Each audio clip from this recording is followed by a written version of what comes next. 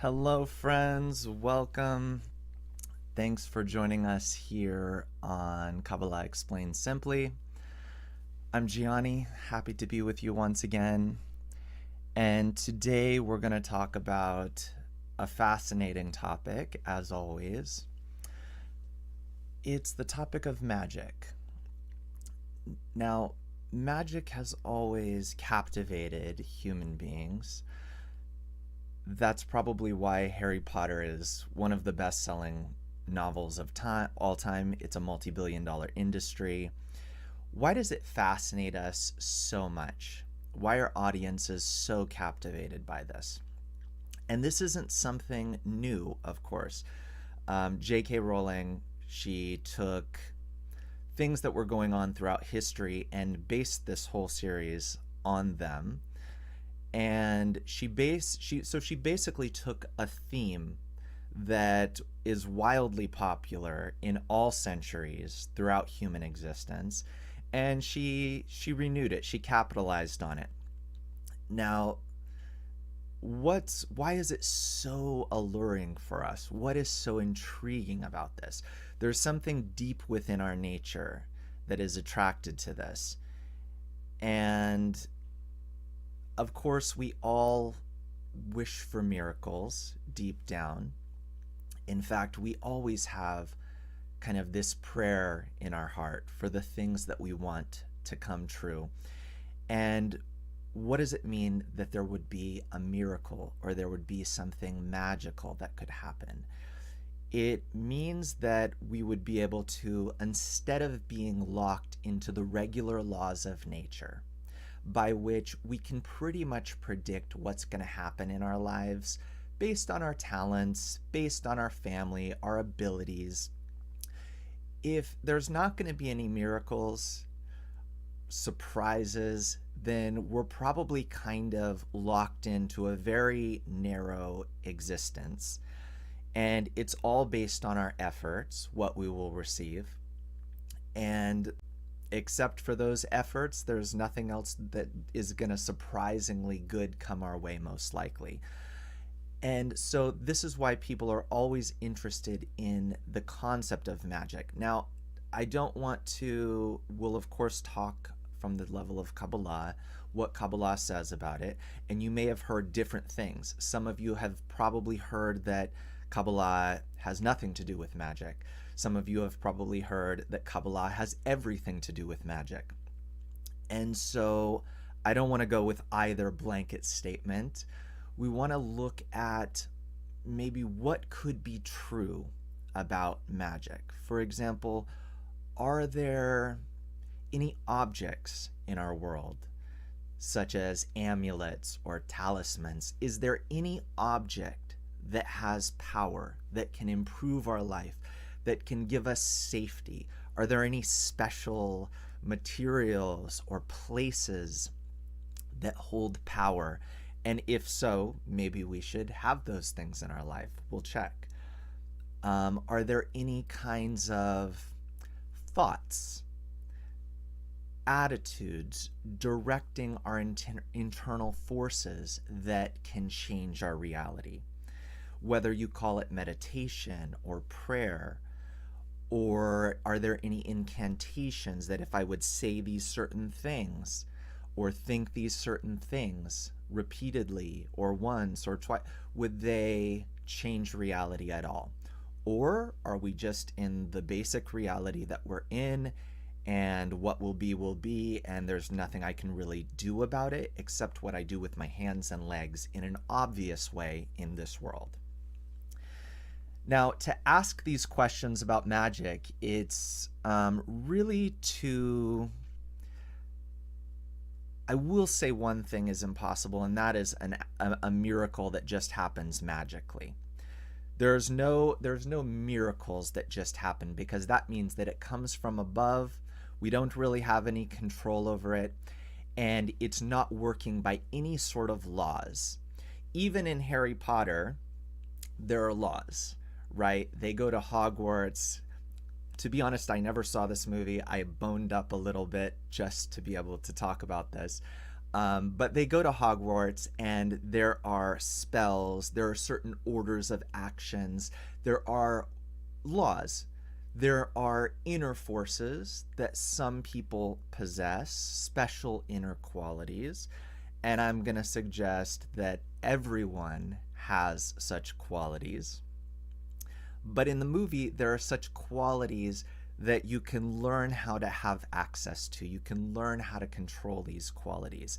And thus you can perform spells. But there's laws associated with how they work. You have to learn those laws. You don't know them naturally.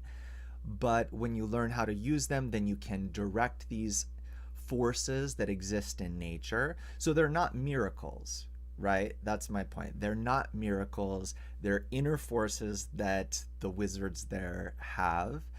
And there are inner forces as well that we don't know about and that we can perhaps gain access to and learn how to use.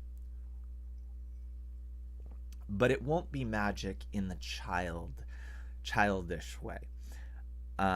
It'll be learning how to navigate deeper levels of nature than we currently have access to. So if we kind of look throughout history, we can see throughout history that people were always interested in magic because we're in a big world. The forces operating on us are kind of unknown. And so if the main force operating on us, for example, was the Nile, and we really need this for our life, so this big force which we encountered, we maybe would ascribe a god to it and try to appease that god. Or if things happened without us anything in nature or in human life or in the animal world, if things happened without us knowing why they happened, we would try to get control of those things. And before we became more scientific about our reality, there were a lot of things that we didn't know why they were happening. So that's why they ascribed different gods to different forces. So the god of fire, the god of tornadoes, the god of lightning, and they would try to somehow relate to these gods in a way that would be pleasant to those gods so that those gods would treat them better, right? And so this is why in history we see that, we'll just look a little bit at history. You know, in ancient Mesopotamia, they used this bronze protection plaque to ward off spirits that they might have angered. This is from the 8th century BC. And I do want to make sure that nobody thinks we're making fun of these things, because maybe there is some truth to them. I don't know. We'll see.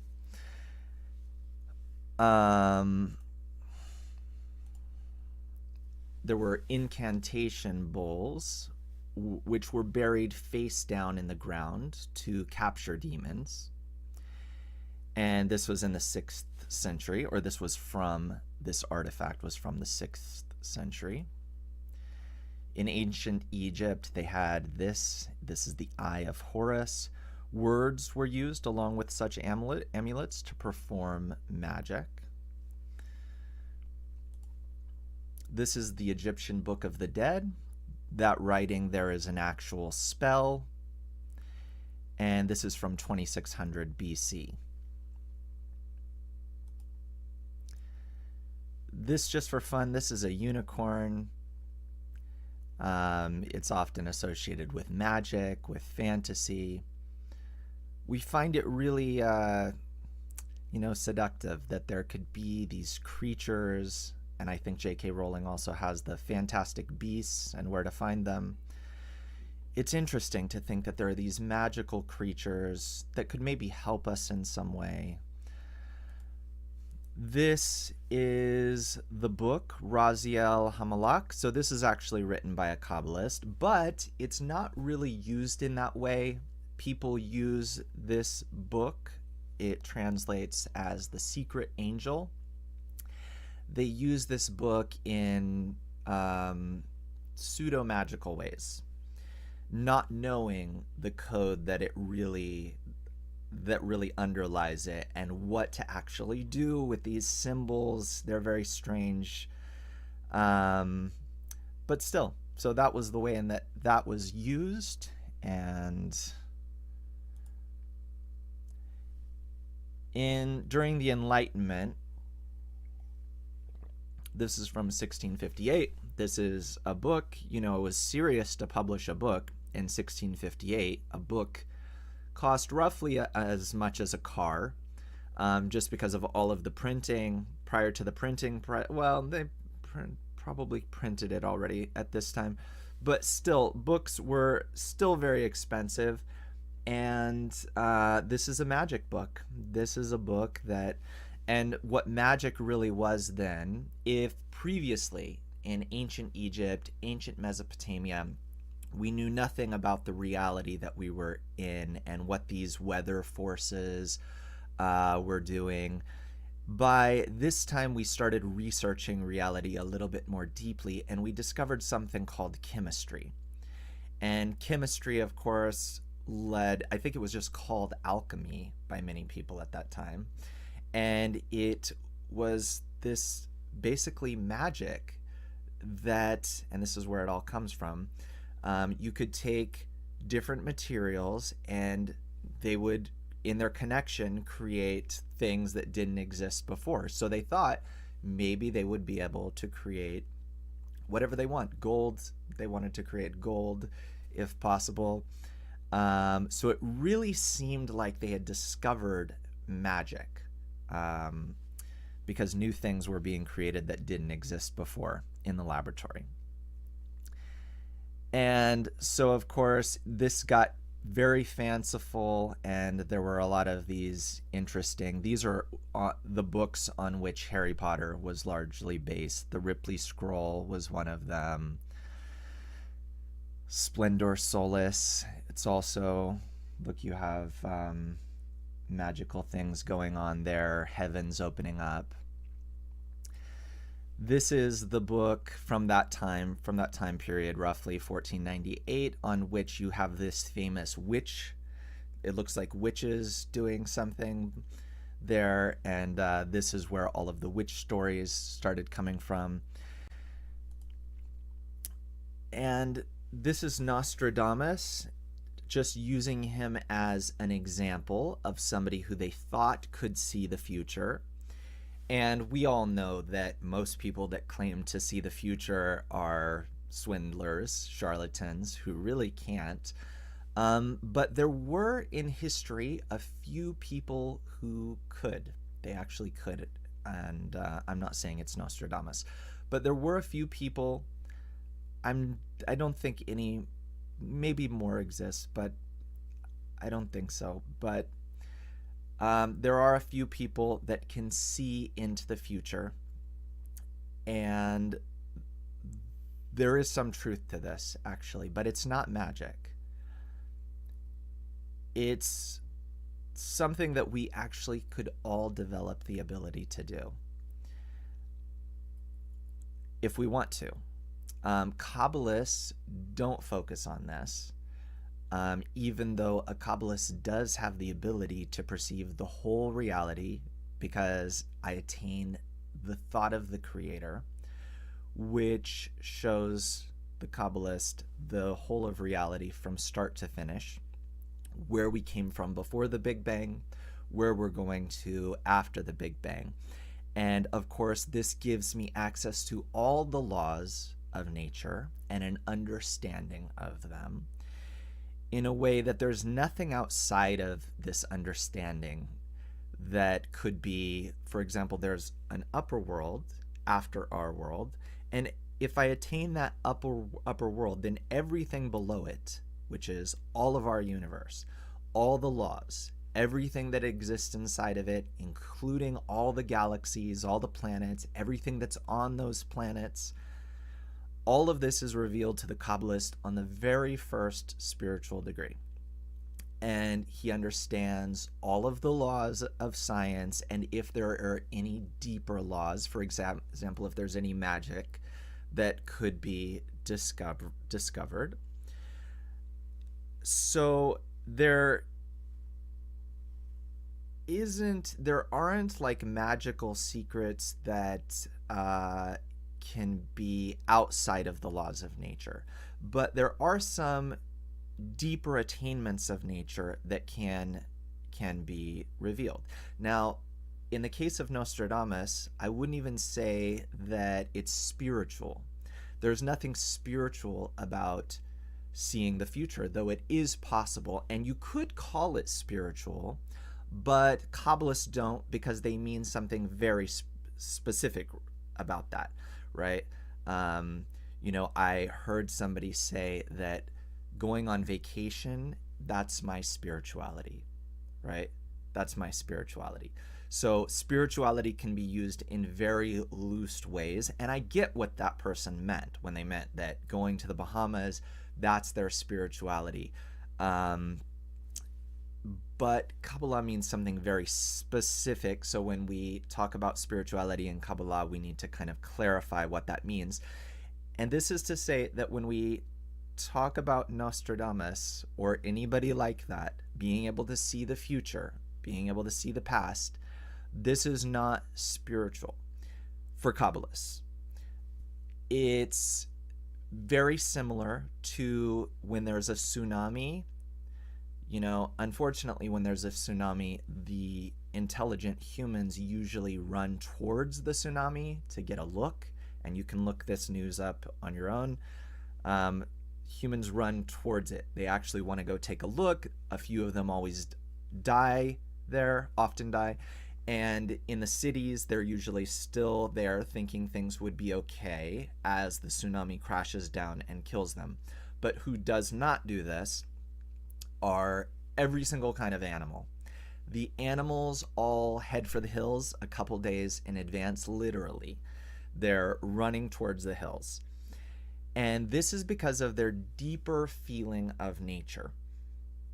It's not that they are predicting something or that they're spiritual. They just feel what's going to happen. They feel the future already because they're closer to nature. We're a bit far from nature. We're far from nature because we've built around us all of these man-made edifices. We live in cities.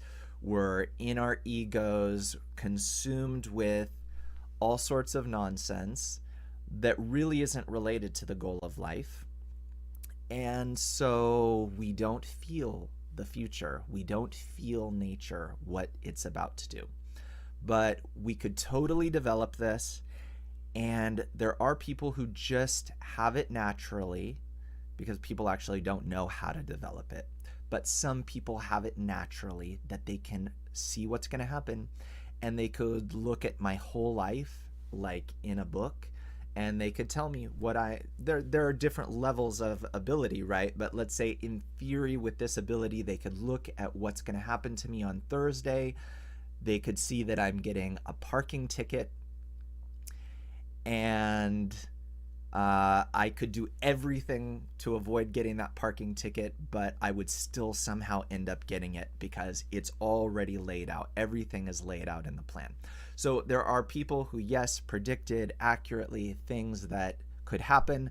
Most of the people who purport to do so are charlatans, just trying to make money. But it does exist. It is a possibility, and it is something that you could do. But it's a question if you would actually want to. So let's see what else we got. So just to further emphasize, the interest in magic and how nothing really changes over the centuries. And that's why we're still obsessed with Harry Potter. It's still famous today because it's something deep down in human nature to want to be able to create miracles, to want to circumvent the laws of nature. Here's an example, a famous example of Rasputin and how he captured the hearts and minds of the king and queen of Russia pre-Russian Revolution. And everyone was, up in arms about this because their king and queen were basically under the control of this magician. And there's a lot of rumors about him, you know, whether it's real, whether it's not, but apparently had special powers, the ability to see the future, to warn the king and queen.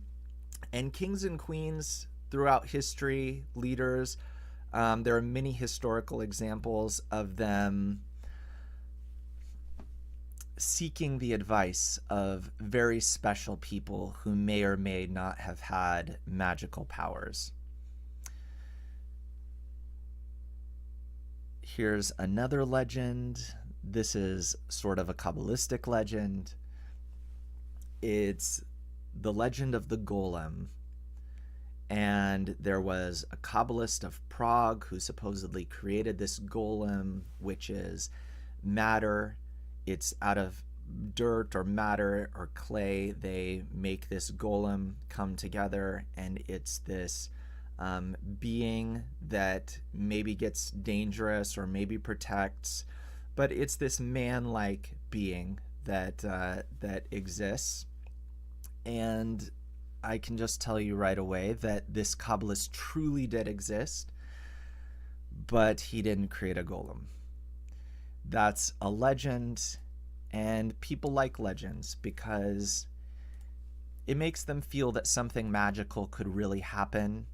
And it's very exciting for us to think that something magic, that there could be something other than just our basic boring life, in which our future, even without those magical powers, our future's kind of pretty much set, right? Like if my parents both went to Harvard and they have a big trust fund for me, you know, we know how that'll turn out. And if my parents both work at McDonald's, you know, or don't have jobs, we kind of know roughly how my life's going to turn out. But if there are some magical forces that anybody could get access to, then we could all be, you know, really whatever we want to be. So let's see who we have with us here. I see a lot of friends in the chat. Forever seeking. Also, if you have any questions, please go ahead and write in. Arzal from the UK, hello. Mihila from Romania, Debbie, welcome. Julianne, Forever Seeking Wisdom from Seattle, Washington, from Bulgaria, Chad Patka, friends from Florida, taught by Emeralds, Papu, hello. Sylvie, Agus, hi Ruth, Adam from Morocco, from Nova Scotia, Canada, we have Andre, Larry from South Africa, friends from all over the world. That's awesome.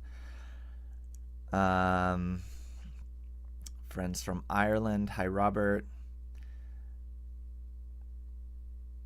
Awesome. Thank you all for writing in. Thank you all for writing in. I'm just going to quickly scan here to see if there's any questions. I hope they mention the creation myths. They're so much more than simple explanations for things. Debbie said, any sufficiently advanced technology is indistinguishable from magic. From Arthur C. Clarke. That's very true, very true. And so, of course, we're, you know, there's technology that are the external means of controlling things, like machines, telescopes, particle accelerators. But we, as humanity, have spent almost all of our time trying to develop things outside of us. And this belies the most powerful force that exists, which is inside of us. Actually, inside of us is the force that is controlling all of reality, projecting the reality before us. And then within that projection, we're playing. We're taking the matter, which is also a projection of what's going on inside of me, and I'm trying to play with that matter, right? and I'm using this term playing, but we're very seriously playing in the laboratory as scientists, getting PhDs, doing experiments, and seeing what happens with this matter. But we're kind of working with a hologram instead of working with the source of it. We're working with the projector. So we have to learn how to do that.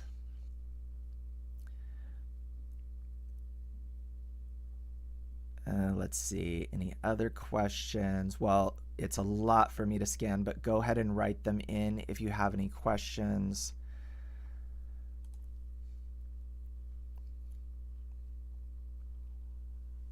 Okay, so we'll get into all of this. So of course, there are many, if we go specific, right, we could talk about many different things. So maybe we'll just start chatting, and then if you have any questions, we'll write them in. So let's address a few things, because we can, under one blanket, we can address a lot of stuff. So first of all, are any of these things actually real? And if we talk about any of them, we'll already be talking about a ton of them. So if we look at these objects, and you can throw in there red strings, whatever you want,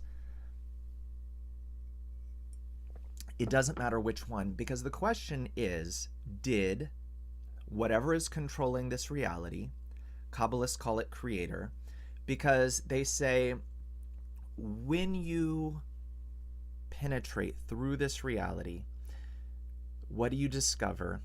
You discover a force that is upper to us. It's higher, and it's higher than all of the other forces. It's higher than my mom, my dad, my boss, his boss, the president, the tornadoes, the planets, the sun. It's the Big Bang. It's higher than all of these. It's operating all of them. And as such, Kabbalists call this Creator, because it's a singular force into which all other forces subsume. So they call it Creator because it creates our reality.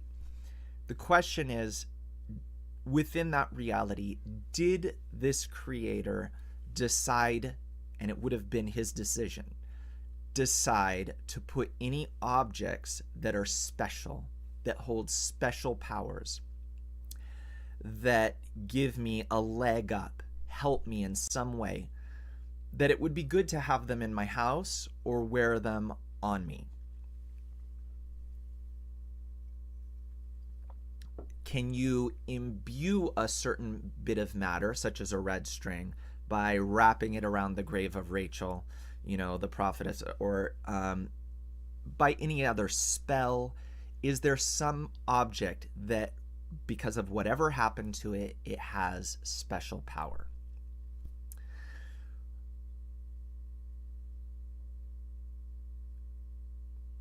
And the answer to that, except for the fact, okay, I need to be careful with my words so that I actually say the truth. So there are objects, just like there used to be special herbs, and there used to be people that knew about these special herbs that could do specific cures in us. Today, these herbs don't really work. That's why you can take all the supplements you want, and for the most part, they don't work, not in the special, really powerful way that they used to. And the reason why, and this is going to connect to magic in a minute, the reason why is because we're very far from nature already. In fact, a study showed that we consume about a credit card worth of plastic every week, just in our diet, even with our organic everything. And so we're very plastic, we're very far from nature. But there used to be an herb for this, an herb for that, if you knew how those herbs and what they did. And all this knowledge was lost right? But there are abundant, the world is an abundant pharmacy. So there is power in certain plants. There is also, and this is even more arcane, less known, there is power in certain objects as well. For example, if I have some gold, well, okay, I don't want to give recipes here, but because anyway, you will, through the wisdom of Kabbalah, if you study, you will attain it all. You'll understand every herb, every metal, there are effects that it can have. But the question is, those are from nature. Those are things, let's say gold or silver, and there's a reason we've always sought gold throughout the ages. It's always holds its value.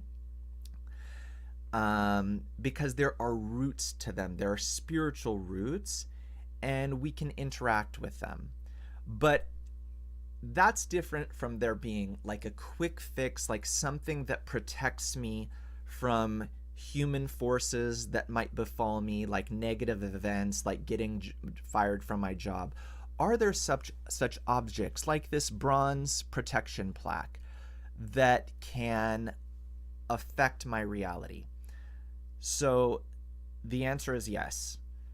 There are objects, but it doesn't matter which one. It could be a bronze protection plaque like this. It could be an incantation bowl like this. It could be the Eye of Horus. And why doesn't it matter which one? Because the only factor that matters is that I believe in it. If I can convince myself that a red string will protect me, then I'm in a way turning my internal psychological forces in such a way that I have confidence, and depending how much I believe in it, if, say some great Kabbalist came, a Kabbalist wouldn't do this, but let's say some great special person came and gave me this, and I absolutely believe in it, it's going to protect me because it's going to give me such confidence, and I'm going to affect those around me as well with this confidence, because we're all in a system of forces. We don't know why when we're around a certain person with such confidence that it as if swallows us up.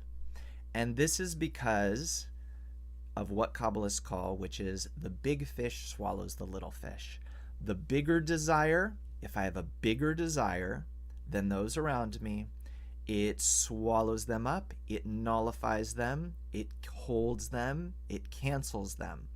And I am literally more powerful. I literally, I just have more force because desire is everything. And so it's a little misleading to say that something holds power in and of itself. But if I believe that it does, then it does, because it gives me this feeling of confidence. So that's why this could work, and all kinds of other things could also work because they believed in them. And it's the same thing if you're using some kind of spell that you convince yourself that it's actually working, or if you scan some letters of the Zohar like has been prescribed. But we don't want this, right? This is not satisfying. We're not satisfied with it just being psychology, because no, we're looking for something magical. It's not magical if it just makes me excited and makes me confident, and then it works for me. So you see how tricky it is? Do red strings work? Yes, if people believe in them, but do they have power on their own? Does it matter that they were wrapped around the grave of Rachel? It doesn't matter, except that if you believe it, it imbues it with even more confidence, and then you feel confident. And so I can tell you that by themselves, there is no object that is more special than another. If I tell you this little screwdriver, I could sell this little screwdriver and tell you about its forces and ancient history, and you could go into a job interview with it and you would get the job, probably, if you believed me. So there is no object in our reality that is special. The upper force didn't allow it. He didn't make anything like that that's special. Everything related to physical objects is absolutely psychological, no matter how holy it is. And you can give me any example you want. The holiest thing, seemingly prescribed by Kabbalists, prescribed by whoever you want. No object has any power by itself. What those do is they activate what I already told you, which is that inside us is the most powerful force in the universe. Inside us is the most powerful force in the universe. We don't have access to this force. We don't know how to use it. We know how to use our hands and legs. We know how to operate our thoughts, this cold mind that has not much feeling behind it, that I'm just calculating, like 7 minus 5. No emotion behind it, right? We know how to operate these thoughts. We know how to say prayers, for example, and we can read them out of a book without any emotion. But in this way, words too, and even thoughts, are also empty. So that's talking about our basic forces that we have before us. So there's no objects that have special power. There's no sayings, incantations that have special power. But now we can look at let's look at the Kabbalistic text real quick here. So taking this book, Razi al Malak, this is actually, you could say, similar to the spell in that there is an order of actions there, but I don't know what they are.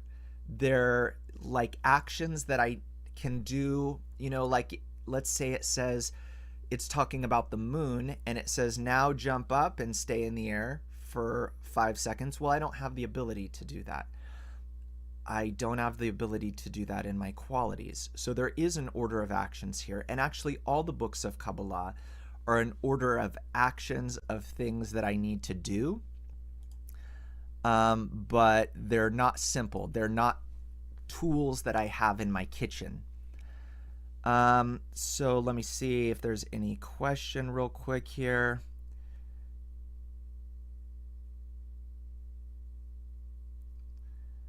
Okay, just what I'm seeing first. Okay, Hayes. Does Assyria, I think you mean Asya, the world of Asya, represent our physical existence before the womb, and does Babylon represent our physical existence inside the womb?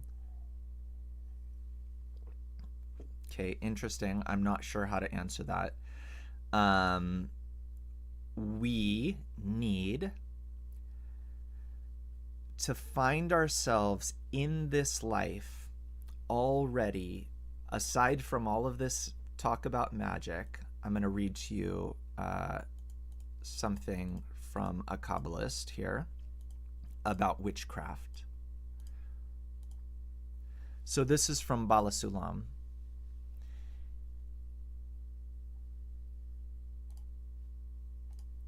And he says, when fear comes upon a person, and it's important that he says when fear comes upon a person, because we wouldn't even be talking about all this magic stuff if we didn't fear anything. If our whole life was just living at the Bahamas with a, tequila in our hand and just everything perfect, we wouldn't care about magic. But because of fear, they invented the different gods related to the Nile and the different pottery to stop the demons, and defenses against the evil eye, which exists. By the way, there is such a thing called an evil eye, but again, no object will protect you from it. There is something that will protect you from the evil eye. The evil eye is that these inner forces between us have the ability of influencing. We have the ability to influence each other positively or negatively. And often, without even knowing it, our ego is sending bad forces to one another. And this is the source of all the suffering in the world. But Bala Sulam, the Kabbalist here, says, when fear comes upon a person, one should know that there is none else besides him, meaning there's actually this upper force that is operating everything, and there's nothing that can do anything against him. And if he did not build into creation special loopholes in nature, special magic by which I can quickly pray and make the policeman go away or the bad man go away, if he didn't build in those laws into reality so that there would be a loophole, then there is no loophole. So I'm not going to be able to get around any of that. There is a way to get around it, but first let's talk about I'm not going to be able to get around it by any quick magic trick or quick prayer. Dear God, just, make it go away. It's not going to work unless the upper force built in such a loophole for us. Did he build in a loophole? That's the question. He did, but we got to learn how to use it, and it's not a quick talisman or red string. One should know that there's none else besides him. So both with respect to these magical things I'd like to use to protect me, and with respect to the things that are threatening me, the boss, the judge, the police officer, the bad person, the murderer, whatever it is. And he says, and even witchcraft. And if one sees that fear overcomes him, he should say that there is no such thing as chance, but the Creator has given him an opportunity from above, and he must contemplate and study the end to which one has been sent this fear. It appears that it is so that he will prevail and say there is none else besides him. So, okay, but if after all that the fear has not departed from him, one should take it as an example and say that one's servitude of the Creator should be in the same measure of the fear, meaning that the fear of the Creator, which is a merit, should be in the same manner of fear that he now has, meaning instead of being so afraid of all of the things in life that might happen to me, I'm doing all that I can, okay? There's someone I heard, I think it was, I don't know who, but to worry is to suffer twice, right? So why worry? I need to feel myself more and more in this perception that there's none else besides him. There's a singular force that's operating all of reality, and nothing can hurt me as long as I am within this force, within this feeling. Look, it starts out as it sounds like it might be a religious thing. It starts out that way because I have to accept this concept over all of the things that are happening in my world. Everyone who I'm encountering, all the politicians, the news, everything that's happening has to subsume into this singular force of there is none else besides him. It's all coming from a singular force. I have to start trying to feel that, because that's the true reality that I'll discover and feel in all of my senses, just the way I'm feeling this reality here. I'm going to feel the upper reality that it's all singular, that there isn't this cup and something else. There's one force that's operating all of it. Okay, that's the first thing. That is step one. And that's what our courses basically teach us to do. the courses in the wisdom of Kabbalah. And I guess now's a good time to tell you to, if you aren't signed up, to maybe consider signing up. If you go to kabuconnect.com, you see this, Kabbalah Revealed, free short course. This gives you the basics in the wisdom of Kabbalah. And all of them are basically leading to this one thing, though, which is none else besides him. The sensation that there's a singular force who includes all of the reality and is a loving force. And if I find myself within this force, nothing can harm me. The evil eye can't harm me. People try to wear a red string against it. That won't work. Against some talisman, some prayers, nothing will work. Except if I'm caught in a feeling where there is more than one force of reality. If I'm living in this force, actually nothing bad can happen to me. And I have to start feeling my way into this force. Like I said, it starts out as an axiom that I get from the Kabbalists, and later on I start feeling it more and more. I start developing vessels. Just like I have a hand here that can lift up this glass, I start developing further vessels besides my hand, besides my eyes, besides my ears, in which I feel this singular force. I actually start feeling the reality outside of me as belonging to me. I start feeling each and every person outside of me as belonging to me, being part of me. It sounds strange, because towards those very same people who had the evil eye towards me, who were casting spells on me, whatever, and it's not really spells. What is witchcraft, actually? It's just using my thoughts, using my forces. And you could get a voodoo doll of somebody. You could get a Gianni voodoo doll, and you could use this doll to start thinking bad thoughts about me. And you would actually be using this object, even though this object does nothing. But you would be using this object as a stand-in for Gianni and to send bad thoughts in my direction.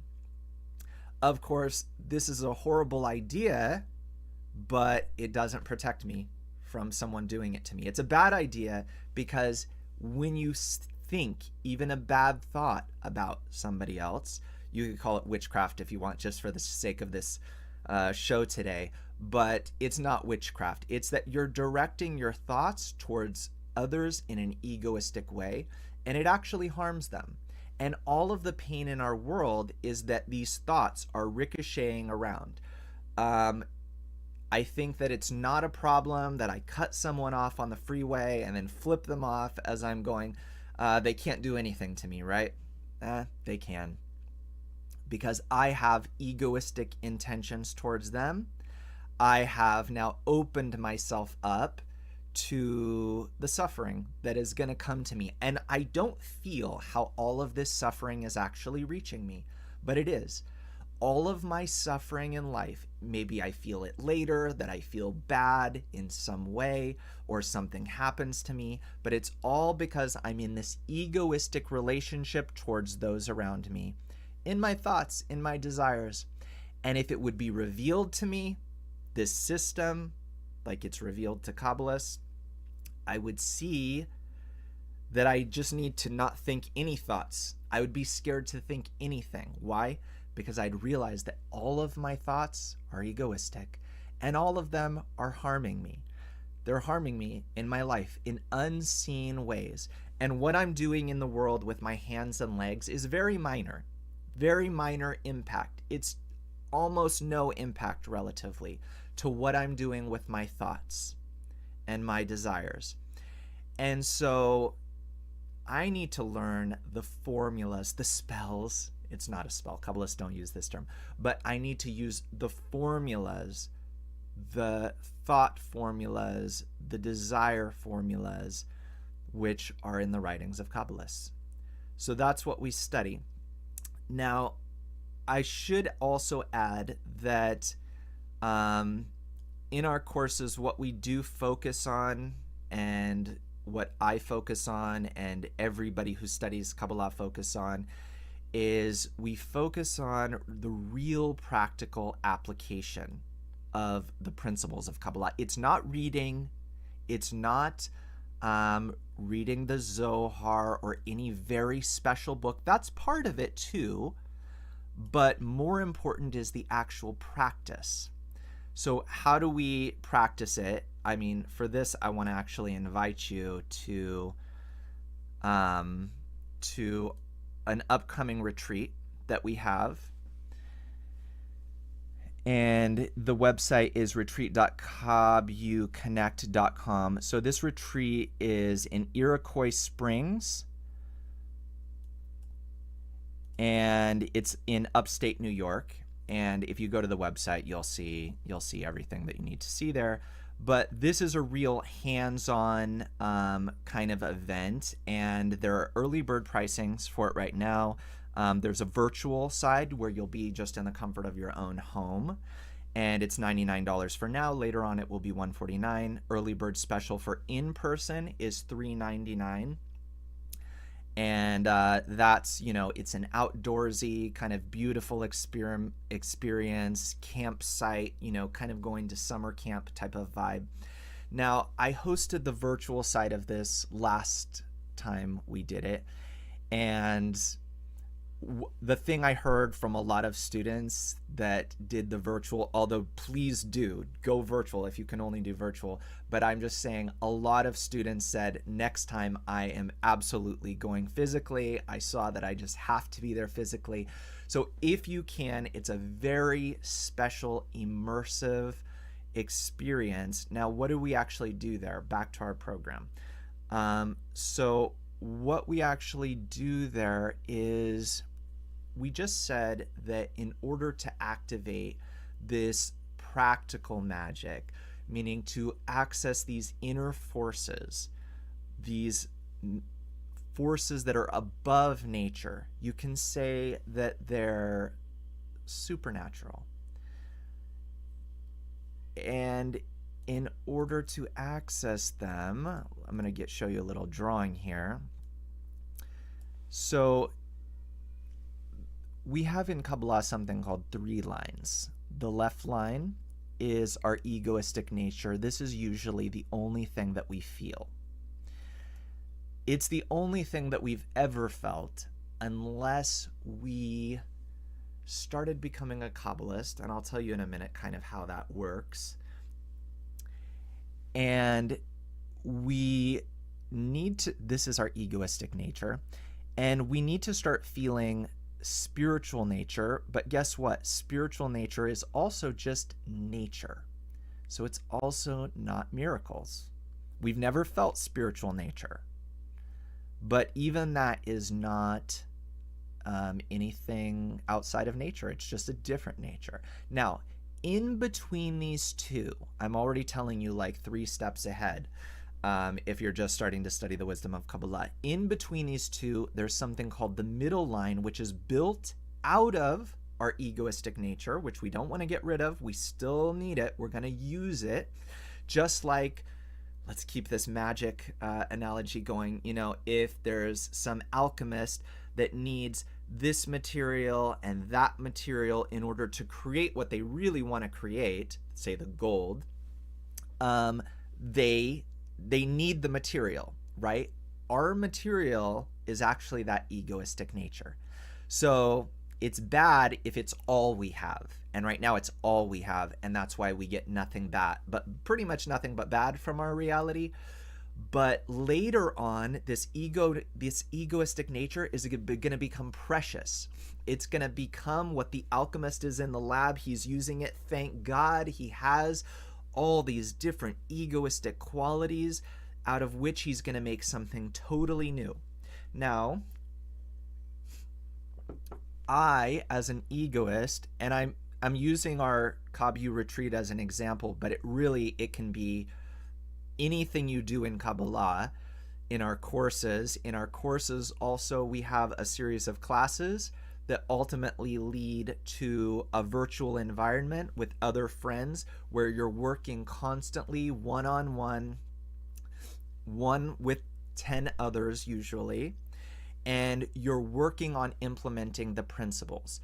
Because if you can implement them in a small group, you can implement them everywhere. The problem is we just don't have in our life any group in which to practice that is not egoistic. We have our family, we have our work, but because I'm already there in that environment, it's all egoistic. I need a group that is unrelated to me in my family, unrelated to me in business, that I have no ties to.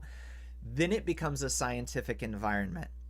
And so that's what we try to do at the retreat. It's a weekend of intensive, not crazy, it's just an intensive, non-stop environment where we think about nothing except our spiritual advancement. It's a warm environment with lesson after walk, after campfire, but all of it, meals, music, songs, but all of it is directed. It's for people who want to feel what it's like to leave their environment, their regular day-to-day environment, and enter a laboratory, because I can't have a laboratory that's messy.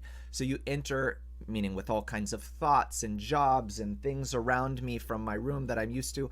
So I need to enter this environment. If I do it virtually, I need to try to enter it just as though I went there physically, that I have no distractions, and here begin to start working in this clean environment with special advices from Kabbalists for how we start to implement the principles of Kabbalah. So we start to work, again, whether we're at the retreat or whether we're at our virtual lessons at KabbalaHconnect.com, we, with our egoistic nature that we need, we're all egoists, no problem, that's good, but with that matter as our basis, we start trying to enter a spiritual nature with our egoistic nature.